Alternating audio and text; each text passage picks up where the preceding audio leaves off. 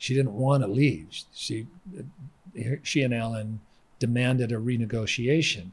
And the production, whoever they were that produced that show, didn't want to get pushed around that way. Mm-hmm. And so they didn't fire her. They ostracized her. They basically shunned her.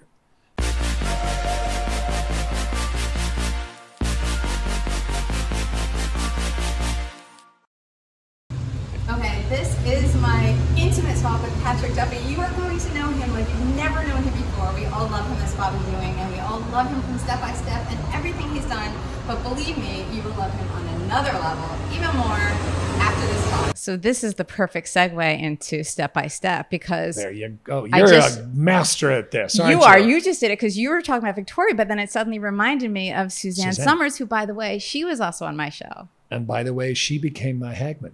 I know, and I heard you say that before, but I forgot actually to even say that at the beginning. You could have watched Suzanne's episode to get a feel for. I could have, yeah. But we talked a lot about that, of her being Chrissy Snow, right? And then leaving. And she was also somebody who left. And she got fried for leaving. Yeah. Right, you didn't really get fried. No. But she got fried. Yeah. Well, because, and she talks about this, so it's not tales out of school, but they poisoned the well there in terms of trying to renegotiate. She didn't want to leave. She and Alan demanded a renegotiation, and the production, whoever they were that produced that show, didn't want to get pushed around that way. Mm-hmm. And so they didn't fire her. They ostracized her. They basically shunned her. She was no longer in those ensemble wonderful scenes in the living room of everybody falling over the couches and on the things and all that. She had a 2-walled set, a chair, and a phone, and they would call Chrissy. Oh, that's right. Now you say that, I remember. If you look at the last... She was away. Was she away? Well, yeah, she was always on a trip somewhere or doing something, and they would call her. She would come in maybe one day out of the whole shoot. They would have that set up. The cameras would be locked off. She'd read her lines. So rude, like so blatantly. Yeah. So she reinvented herself. She went to Las Vegas. Mm-hmm. She started honing her singing craft. She has a beautiful voice. She has a great style of singing. Alan, shepherded her through all that. And then she came back. We were still doing Dallas. She came back and did She's the Sheriff, which was, I think, a 1-season show. Okay. And then nothing crickets until Step by Step. And literally, I walked in and met her the first day on Step by Step. And I shook hands, and in my mind, I went, "Oh, you're my new Haggy." You're very lucky. I mean, it's very cool for that to happen. But you know what? Okay. It's not just luck then. I don't think there's something about you. And there's just the fortune of finding the right people too. Yes, at both. I think there is the luck because, right, you're not always, even if you are that person and you come across that way and you emulate that and you know, if you're not synced up to people who feel that and appreciate that and can give that back. Right. You could do it, but sometimes it's a lot of work. And when it's really working, it's no work at all. Mm-hmm. And the same thing was true. Suzanne and I couldn't wait to get to the soundstage to do Step by Step. And instead of going to our rooms, we would sit in our chairs off camera and we would just talk all the time, just chat away. And we'd see each other every day. And people would say, "What do you have to talk about?" Yeah. There's always stuff to talk about. Yeah, it's like a quilting club or something. We were just hammering away at each other the whole time. Well, do you think if there was somebody other than Suzanne, like, would you have had that friendship? Well, I don't know. I'm falling in love with Linda. If I had worked with her, I think it would have been the same.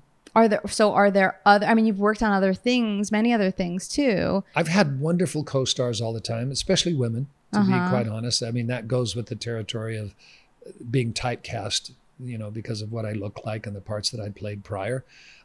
So I've worked, the joke was I've worked with so many beautiful women, all of the Charlie's Angels, And I actually went to bed with them all on the episode too, which oh, was wait, interesting. really? Wait, you what? You really were worked with every Charlie's Angel? Well, that were on the show at that time. It was Jacqueline Smith, Yeah.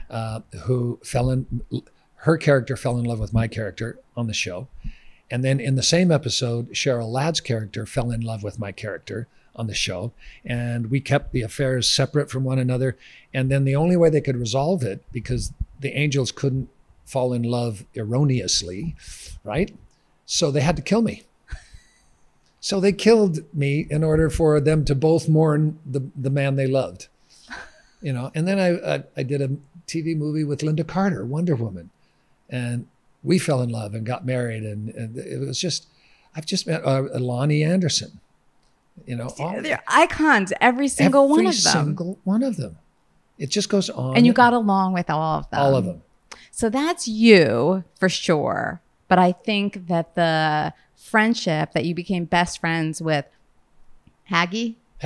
And what did you call Suzanne? I forget. Do you have any? Suzanne? I always called her Suzanne. Oh, just Suzanne. Okay. Yeah. Nobody called her Susie or anything. Okay. Yeah, it was always Suzanne. I hear you. So Suzanne and Haggy, those were because they were like that too. Right. And because I was with Hagman for the original 13 and then 2 more, so 15 years working together. Suzanne was 7 years in a row, you know, playing husband and wife who were madly in love with each other, you know, and sexually attracted to each other, which made 7 kids on the show go, ew, you know. But that was a great gig to go to. Also, like totally different from Dallas, but at the same time, it seems to me like you were happy, at least with Suzanne, for sure. God. The kids on the show were like my children. And when the show was over, for years when the show was over, I would get Father's Day cards from them, from especially Stacy Keenan and Christine Lakin.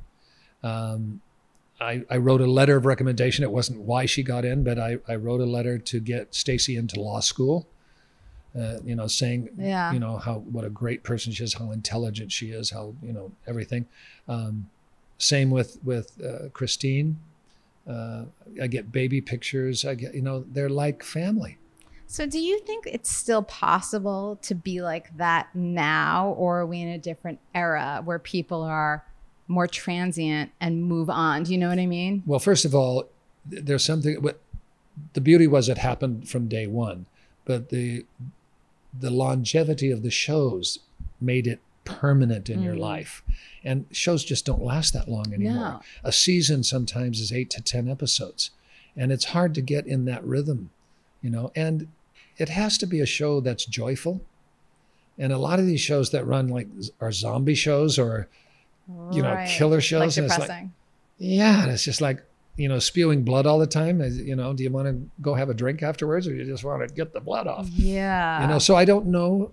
I'm sure with the right combination of people and project, yeah, you could, yeah, because human nature is human nature. Yeah. But also it's like, again, that protectiveness, almost what we started talking about earlier, Right. which is like the people who you're working with have to have that lack of, I don't know what. That's interesting. Again, I never thought of it this way until you brought that up. With Haggy and with Suzanne, there was almost no wall. I did not have to edit. Oh, you didn't have to edit. I didn't have to edit. Have the I wall. did not have to edit, and I didn't have the wall then, because there was, you know, I've known you now for, I stopped wearing a watch when I went to Mexico. What does that tell you? That's awesome. Yeah, but you know, I haven't known you that long. Yeah. But the sense that I had over time with Linda and with Haggy and with Suzanne was I was completely safe. They know my life. You know, Linda and Larry were the only people that I told when I got cancer and went through that, just because I knew it would go no further than right there. You know, and it wasn't that I needed to keep it a secret, but I just didn't want 1,000 reporters wanting my comment on, you know, a procedure. Sure. So, but there was no wall with those two. You know. So you knew right away you didn't need the wall. I didn't need the wall with them. You know, and there's no, that's the interesting thing about the wall that I hope people get, and I know you do because you're a shrink, is that it's not like I have secrets. It's not I'm protecting a secret, unless you use the other form of the definition of the word secret, which is to secret something. In other words, I want to have things that are precious to me that I protect, not because they're any different than anything that other people wear on their shirt sleeves in public, but I want those few things that are my treasures that I go back to. And so I secret them away. Yeah. But they're not really a secret because I'm not trying to keep people from discovering something. I want to be able to lock my mental door and know I'm safe behind it. And I do that. Yeah. I do that. So what are some of those things that you secret? Well, I don't even know. I can't. Well, broad strokes. I would say I'm pretty insecure as a person. I will absolutely say that I am an introvert. I am most comfortable in my home or on whatever property I'm on, without people, unless it's somebody, my wife for 46 years, 47 years, or Linda. But the joke I tell people, because I love being out, is that it's not oxymoronic. It's not. I love being out, but when I'm out, I'm on. And not exhaustively on. Just I know that people have an impression, and that I want to give them the proper impression of who I am. So that's why I edit. And I'm telling the truth. I'm just editing while I'm telling it. But over the breakfast table with Linda, no, I don't edit. Right. With Haggie, I didn't edit. We took so many trips together. We got so drunk together on a regular basis. We told each other everything. There was no secrets. Linda would observe the two of us and she'd say, "Oh, boys," Yeah. And when the three of us would travel, it was like mother and then these two crazy guys. Sure.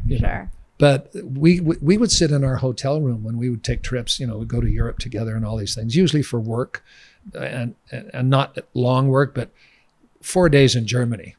Yeah. And they pay you a whole bunch of money. That's and nice. And you don't have to memorize lines. It's all that kind of stuff. So what do? Well, you just go out and find bistros and Hofbraus and drink beer and chat. And then you go to your room and instead of people going to Linda's room, Larry's room, and my room, we'd all meet in Haggie's room. And he and I would empty the mini bar, and then we'd order hamburgers at 3 a.m. And it was so joyful. Yeah, you're really lucky to have experienced that in that way and have been open to it at that time as well, and to appreciate it now. It just was meshed. It was perfect. So it's interesting that you say that you're an introvert too, and I believe you, by the way. I'm not saying that you're not, but it is, I think a lot of people who are introverts don't come across as introverts. Yes, I think so too. And also because it is like where you derive your energy, right? So you do need to be away from everything and people and whatever to get your energy back, and that's normal. Right. But it's also interesting because you made such good friendships, so you're able to still be extroverted in some way enough to connect with the people that you've connected with. And I'm not falsely connecting with them. That's I want to emphasize that, is that I'm not playing a character. I am me. I'm just the me that's kind of expected to be me, but hopefully not shallow. I'm like that Al Franken character on Saturday Night Live, Deep Thoughts. Yeah, with what were Deep Thoughts with what? Was it Paul Baldwin or is that somebody different? Deep Thoughts, right? I'm so and so, and because you deserve it, or something like I forgot. And I like me, or something like that. Yeah, right. I forget his character name, but so But you come across as authentically, for sure. It is me. I mean, it is me, and it's authentic. It's just I know that I'm not guarded is not the right word. I'm aware. And then when I'm with the people that I'm completely comfortable with, I don't have to be aware, because I know that whatever comes out is exactly who they know. Yeah. And you're safe. And I'm safe. But also about being insecure. I think a lot of people would be surprised about that, but I think that everybody is insecure. I think they are too. I think you would be hard pressed to show me somebody who's not insecure, no matter how they come across. That's true. That's true. We all are. Yeah. And and that's one of the first things I told Linda when we got together. You don't understand how insecure I am. Are you sure you love me? Did she believe you? Yeah. Well, yeah, she knows. Every morning it's like, it's me again. Is it okay that I'm here? I'm starting to get a little more relaxed about it. Right. Actually, we bought a house in Mexico. So what does that tell you? Yeah. So you're insecure about like anything, or how people feel about you, or what? Well, this is another thing, is I'm insecure around people that not only that I admire, but that I stand in awe with a little a at their capabilities and at their intellect and at their grasp of things. And I don't think of myself as being extremely intellectual or I certainly don't have a business sense. So, that's way out of my wheelhouse. So I'm always a bit insecure of being found out, So like imposter syndrome. Yeah. So I don't, well, is that what it's called? That the is what it's imposter called. Syndrome? Okay. Oh, dear God. And not everybody has imposter syndrome. No, but, I'm not going to say everybody, but it's common. Yeah. It is common. And it's not debilitating. It doesn't, I'm not a recluse. Mm-hmm. I just really enjoy quietude. I'm not antisocial. I just enjoy small relationships with special people. If you said, which 5 people would you like to dinner? I'd stop at 3 and go, I don't know who else. Yeah. Isn't it so funny that like the human brain, like what we do, we're constantly thinking about ourselves and are we good enough and how we come across and like just, it's a constant It's how I got dressed to come and do this interview. I didn't just throw on what was in the closet. Everything was a conscious choice. Of course. I'm going to be on camera. I know who I'm talking to. I know what she looks like. I think how do I want to look? Where this? Should I do the button up? No, I shouldn't do the button up. Yeah, I should do the button up. Should I wear a t-shirt or should I not wear a t-shirt? Linda, what do you think? Should I wear a t-shirt? Should I not wear it? It's like, just go to the interview. That was Patrick Duffy, and there's so much more where that came from. Get ready. I put links to the other parts of this show in the description down below. If you liked this video, by the way, tap the like button and drop a comment and read them, and I really would love to know what you think about Patrick, me, Really Famous, this conversation, anything, Dallas, Bobby Moon, who's got JR, whatever, drop it in the comments below.